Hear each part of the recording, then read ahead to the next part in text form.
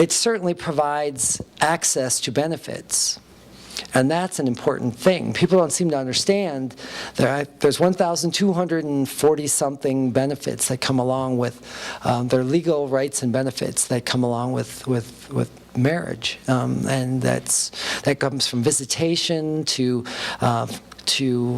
stuff like Social Security. There's a whole host of things that people stop to fail to recognize come with this whole institution that we've established. So the whole notion of can't you accept less, or can't you accept different, or can't you accept separate doesn't work for me. But I am not married right now. Why? You got plans?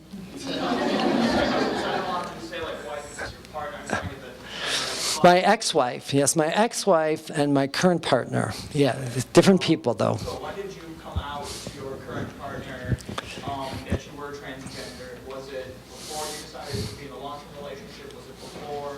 Well, I've had coming out,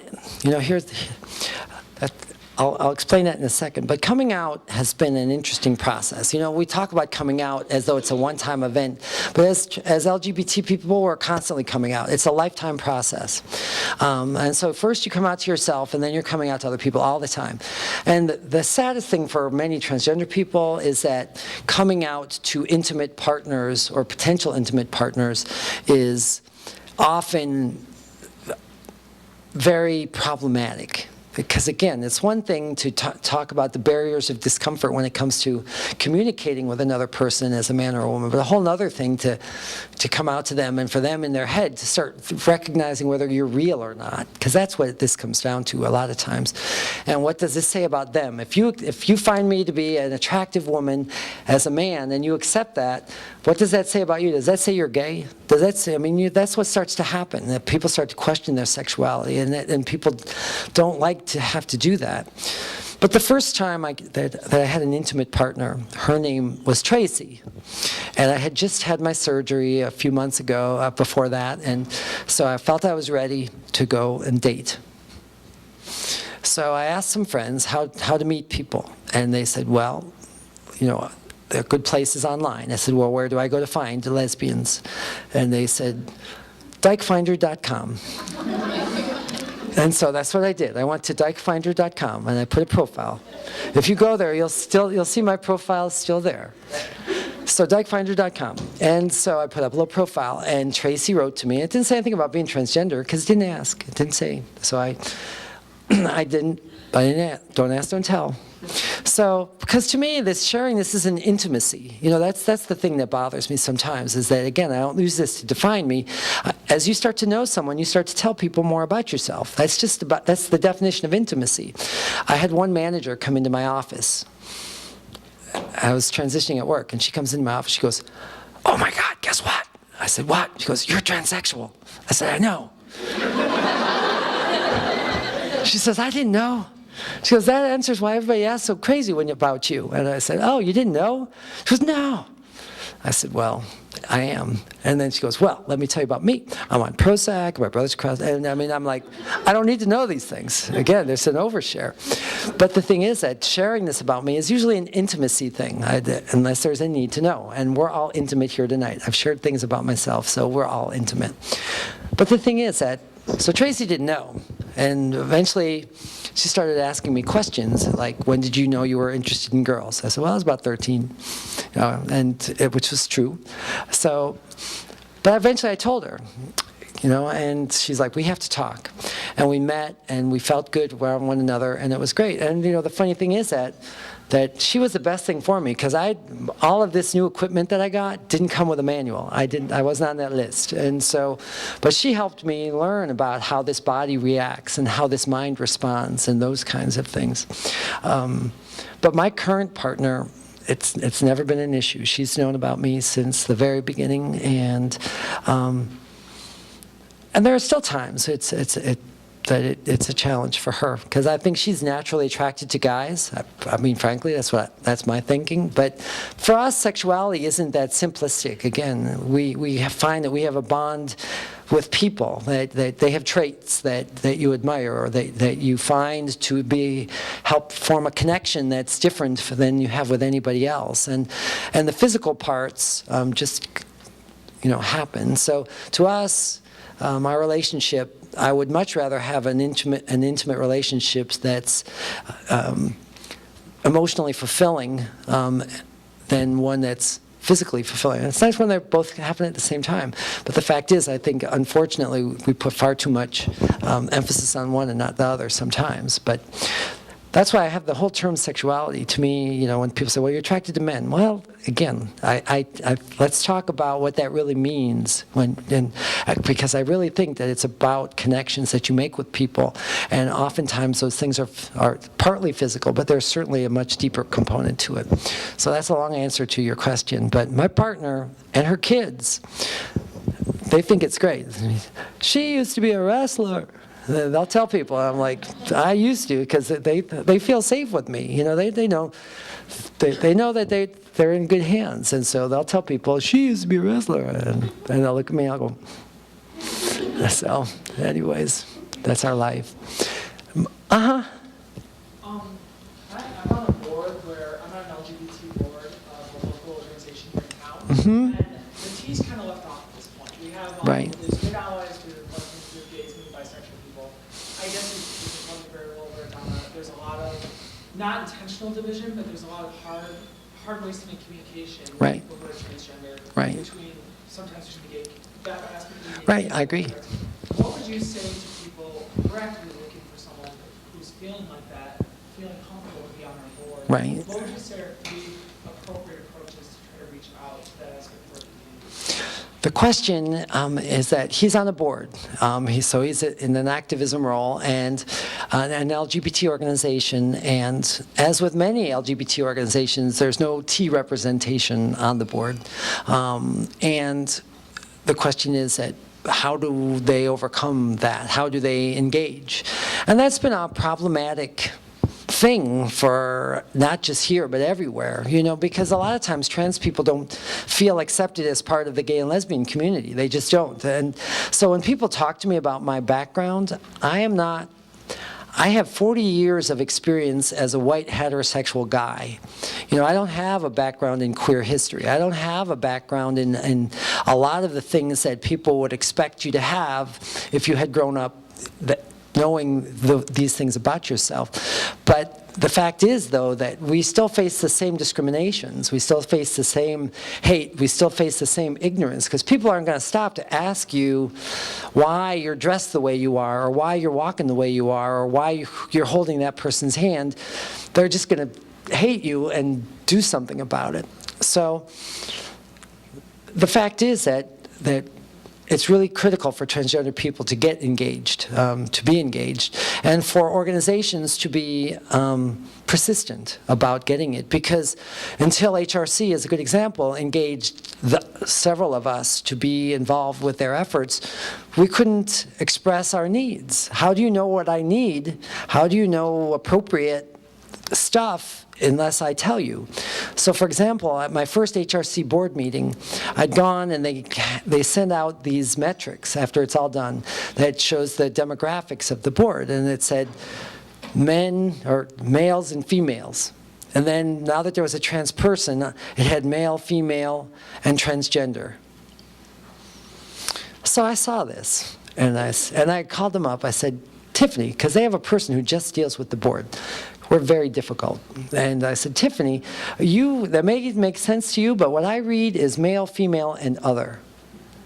And the fact is that there are some people, I think, who would be happy being another, and I think there needs to be another category. But the fact is that as Donna, I've worked really hard to have an F on my birth certificate, to have an F on my driver's license, and I'm damn going to be counted in the Fs on this form. I'll tell you that much right now. And so she says, yes, ma'am. And so, but how would that happen if there wasn't a trans person involved, engaged? You know, how would they know how to put together wellness benefits? How would they understand the fact that homeless people, transgender homeless people, or people who don't express their gender in traditional ways, die on the streets because there are typically shelters that are broken down by gender, and the women's shelters won't accept who they perceive as men or transitioning people, because you can't afford surgeries if you're living on the streets. So you can't go to the women's shelter, but you're in danger if you go to the men's shelter. So we get people dying on the streets. I mean, these are the realities of not fitting into a neat little box. And so it's important that transgender people who can articulate some of these needs be part of the leadership of organizations. NCTE, or I think NCTE and the task force wrote a book about engaging transgender people on boards. And always Mara Kiesling at NCTE, she would know who locally might be a good resource. But here in Michigan, you have a lot of resources. You have a lot of good resources. You don't realize how well you have it, and part of it is because of Colette, because Colette is fierce. She's fierce. Colette is fierce, and so you don't realize until you're living in a state where you don't have the kind of leadership, the kind of resources, the kind of people, the kind of passion that it takes, to make things happen that are happening in this state. So if I can do anything to help, just Donna at donnarose.com. I'd be happy to talk to you. I'd be happy to help you find somebody who would do a good job for you. But part of it is persistence. I mean, I'm a firm believer if you build it, they will come. And so it's just a matter of making it happen. And it's not just a matter of getting one trans person, because unfortunately that's the mentality that a lot of us have. And I don't mean it's a bad thing. It's, well, we have our one trans person, so we're done. They can speak for everybody. The fact is that we need a more representative mixture of the unique traits that we all bring, and that's LGBT, genderqueer. I mean, we're a very broad group of people, and so for a transsexual to be able to talk about things that are important, and for somebody who's younger to talk about what's going on campus, is not the same voice, but it's an equally necessary one. Okay. More questions? Yeah. Yeah, you. You're wearing the Michigan hat. Ooh, ooh. My girlfriend. I'm not really. Yeah, I've never seen anybody backpedal so fast. Oh, no, just kidding. Go ahead. You talked about how some trans people don't feel like they're part of the fight for equal marriage. Yes. Do you, I mean, well, a couple of my friends are trans, and as soon as they transition from female to male, they stop the persona of trying to Yes. get equal marriage because now they're male and Right. they don't have that problem. Right. Have you found that, like, in your life or the people you know? Well, the question is that I mentioned earlier how there are many trans people that don't feel marriage is their fight. And she said that she's got several friends who transitioned and then just went away. Just it wasn't their fight anymore, right? Because they became male. Well, the thing is, and Michigan's an interesting place. And first of all, you have to recognize that a lot of times transgender people don't feel as though they're an accepted part of the gay and lesbian community. I mean, you have a women's festival here, which is a source of some significant problems for us, because there's a rule that you're not supposed to sell tickets to trans women. And then there was a big stink about it, and they allowed them to sell tickets to transgender women. It's just that they just didn't want you to come. It's true, the Michigan Women's Festival. And so it's been a source of significant consternation for years of who's a real woman and what does that mean. And you're not welcome here because this is a place for real women. But the thing is that we do have to recognize that there are a lot of transgender people that have never felt that they were part of the queer community and never want to feel. So there's this thing called stealth, where people transition and then they fade into the fabric of society and then they move on. And for a lot of years, that's just what we did out of self-preservation. There was no outlet, there were no boards, there was no organization, so just so we didn't get killed, we moved on in life. And so the whole notion of transgender people being activists or being out or being kind of crossing and then moving on, but still maintaining visibility as being out is relatively new. But the stigma is still there, as not being accepted as real. And so, part of the problem that we always have is one of the questions is, why in workplaces can't we get more engagement from transgender people? Well, a lot of times transgender people transition, and then they said, well, I used to be transgender, but now I'm a woman. I'm like, whatever, you know, again, I am a mutt. I have always been a mutt. I am proud of my muttness, and that's just the way that it is. Whatever traits I have that you consider masculine or you consider feminine are not important to me, because that doesn't, I don't determine how I am or who I am based on how comfortable you are with me. That's the way it is. Or based on what you think a man or a woman should act or be like. Again, that has no bearing on how I perceive me or how my spirit expresses itself. That's just not the way it is.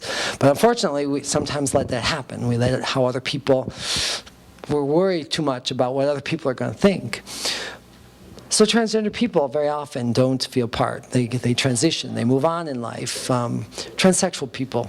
Again, there's another one of those labels that transsexual people typically do this. Transgender people, a lot of times, you'll never see them, or they'll go and do other things. It's one of those things where I don't get to speak for everybody, but I can't say. To me, marriage is everybody's fight, not just LBG. I'm just saying, it's alphabet soup.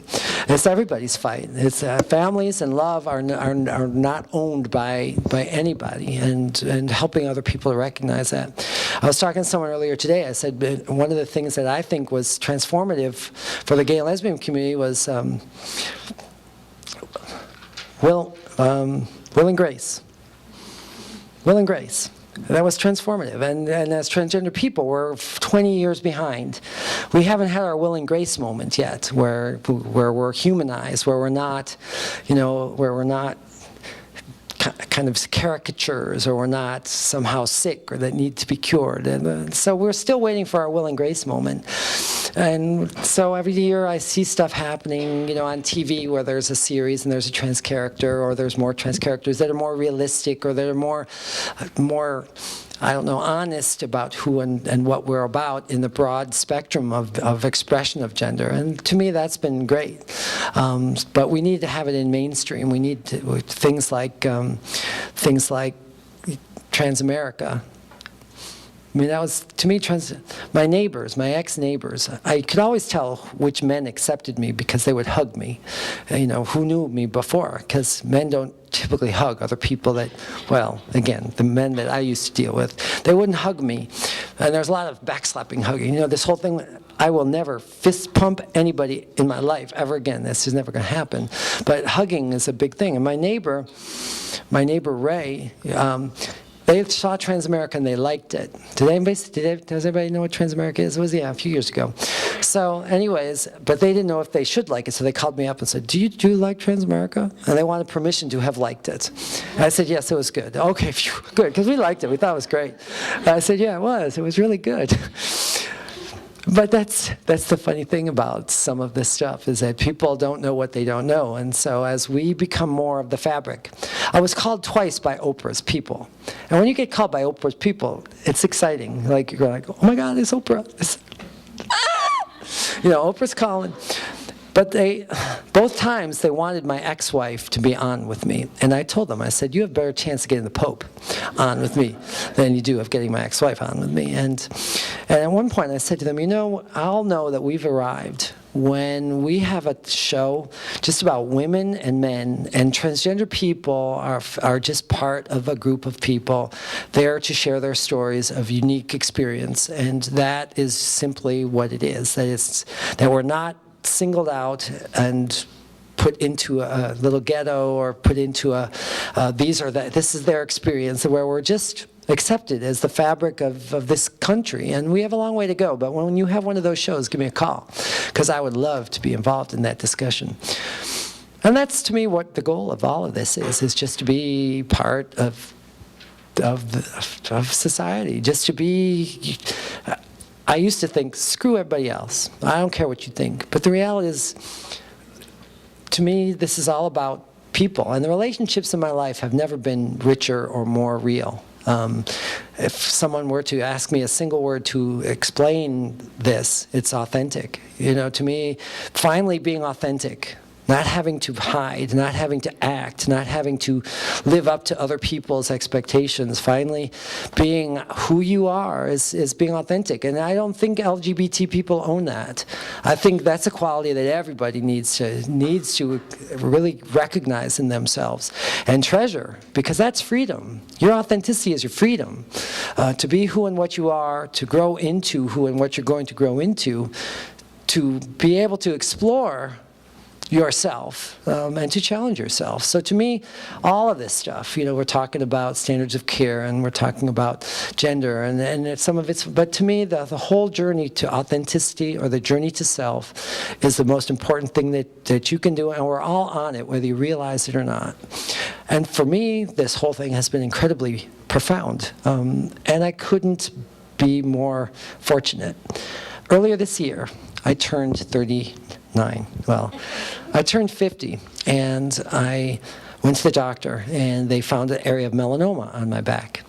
So all of a sudden, and I've known have had several friends who have found a little spot, and then all of a sudden they're gone. And so, it's been a very one of these realizations that, eventually we're all going to run out of tomorrows. Eventually, we take for granted that there will always be more to come. But the fact is that, for me, I firmly believe that the goal of life is to appreciate every day as if it was your last. And that doesn't necessarily involve body parts or gender. It involves just living. And so to me, the whole goal has been to do things. Like, I did something totally out of character. I got a tattoo. See my tattoo? I've always wanted a tattoo. So I went and got a little it's a little tattoo. I told my mom it was a little tattoo. She goes, "You said it was little." I said, "Well, it's not up my leg to my thigh, is it, Mom?" And she's like, "Well, I guess not." But I'm doing things that I've always kind of wanted to do. Next one is to go to Europe. I've never been to Europe. But to me, that's living, that's life, that's what this is about. And so I challenge everybody here to be yourself, to know yourself, to accept others as themselves, and to refuse to allow others to box you in, because that's what's going to open doors for you more than anything as to who you are. So it's 2 minutes after 6. I think I've overstepped my boundaries, but I really appreciate that you took the time and you came out. And I really, really want you to know how much I appreciate the opportunity to come and talk to you. So thank you very, very, very much. Thank you, Donna. And a little memory of Grand Valley. Thank you.